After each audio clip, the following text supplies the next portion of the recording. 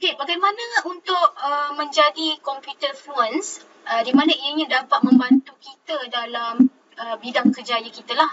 Okey, apabila komputer ni menjadi sebahagian daripada kehidupan seharian kita. Maksudnya kalau tak ada komputer ni kita tak boleh nak menyiapkan tugasan kita lah. Contohnya dalam bidang pendidikan sendirilah, di mana kalau kita nak buat kelas, sekarang kita dalam keadaan endemik, di mana situasinya kita tak dapat nak tahulah akan datang apa yang terjadi. Contohnya bila kes meningkat, kes COVID meningkat, kita tak boleh bersemuka.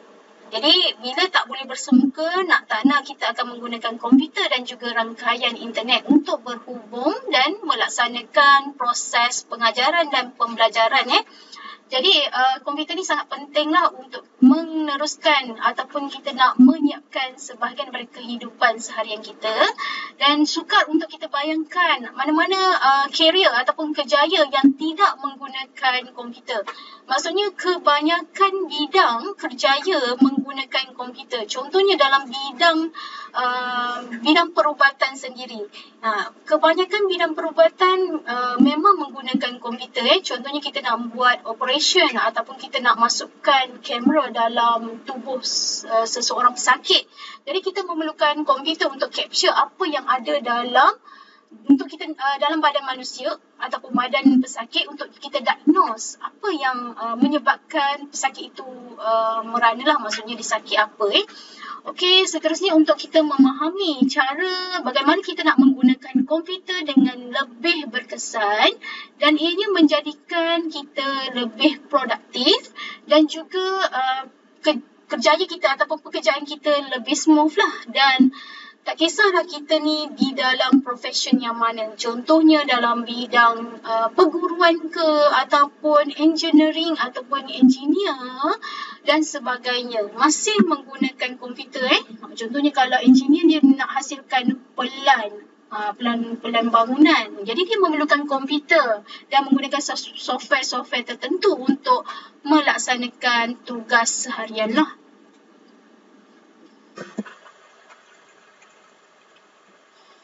Okey, di mana komputer fluent ni dia dapat membantu untuk membentuk teknologi pada masa hadapan. Kenapa? Sebab bila sesuatu masalah kita temui dan ini tidak dapat diselesaikan pada masa ketika itu, kita akan berfikir satu idea yang untuk menyelesaikan masalah tersebut. Jadi daripada masalah tersebut mewujudkan pelbagai jenis teknologi yang dapat membantu manusia menyiapkan tugasan ataupun melaksanakan tugas-tugas tertentu lah. Okay. Jadi perubahannya dia setiap hari ada perubahan kalau kita lihat dari masa ke semasa. Walaupun kita tak nampak dia berubah secara drastik, tapi ianya adalah suatu evolusi. Maksudnya berperingkat di mana dunia berubah pada setiap hari dan banyak perubahan adalah hasil daripada teknologi baru, new computer technologies. Dan bagaimana kita nak memahami apa fungsi komputer, di mana fungsi komputer tersebut dapat membantu kita untuk melaksanakan sesuatu tugas secara efektif lah. Okay? Dan kita perlu memahami penggunaan ataupun cara kita nak menggunakan komputer agar ianya dapat menyumbang kepada perkembangan teknologi pada masa akan datang lah.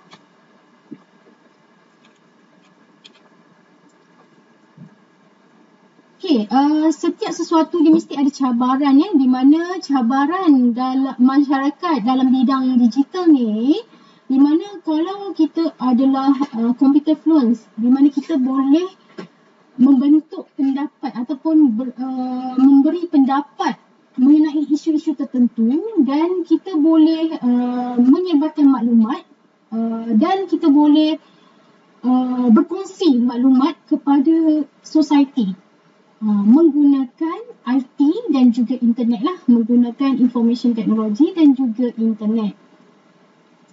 Namun dalam perkongsian maklumat, terutamanya dalam platform media sosial lah yang korang selalu guna, iaitu Facebook ke, Instagram, WhatsApp dan sebagainya, kita ada cabaran lah di mana kebanyakannya kita susah nak tafsir mana fake news, mana berita palsu dan juga mana berita yang benar kan. Jadi itu adalah salah satu cabaran lah bila kita menggunakan IT dan juga internet dalam kehidupan seharian. Okey, contohnya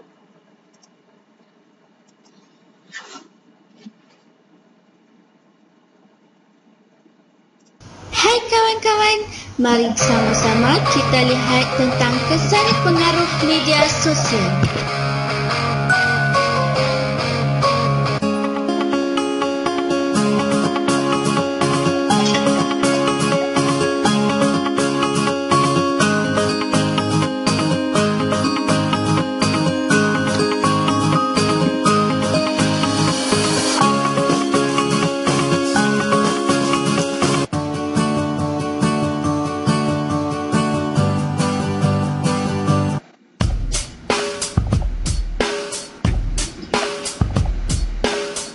Dush.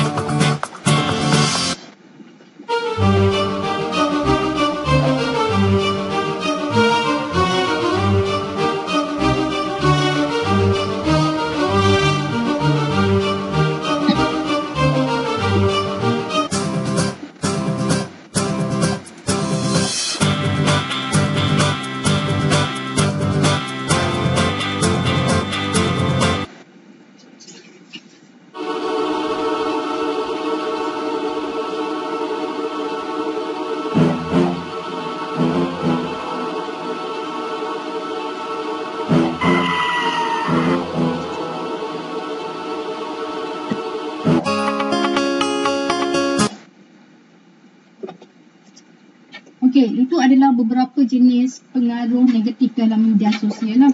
Di mana kalau korang perhatikan dalam dunia kehidupan kita pun kita dapat perhatikan contohnya bila seseorang buat FB live, dia akan mempengaruhi lah. Contohnya kalau ia memberi kesan yang baik, jadi dia dapat baik lah. Kalau ia memberi kesan yang buruk, dia akan dikecam dan sebagainya. Jadi ia mempengaruhi lah kehidupan seseorang. Jadi kita sebagai pengguna haruslah bijak untuk mentafsir dan juga menapis mana yang baik kita contohi, mana yang tak baik kita jadikan tauladan lah. Okey.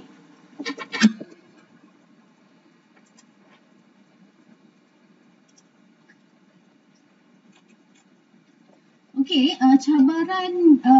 cabaran IT lah dalam masyarakat digital sekarang, di mana yang pertamanya adalah berkaitan dengan etika penggunaan komputer.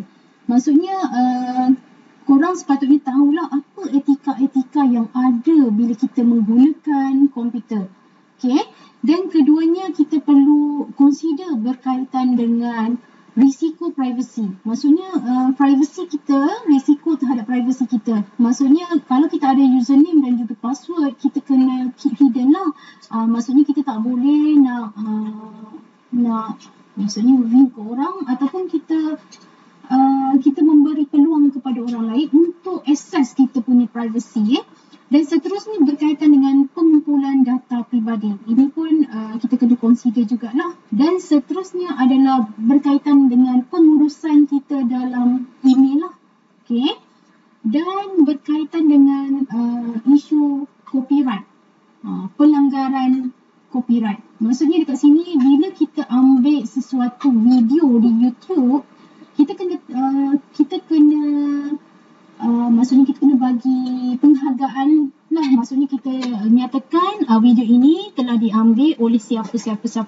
Jadi kita tak adalah kita ambil plagiarism sesuatu video tersebut.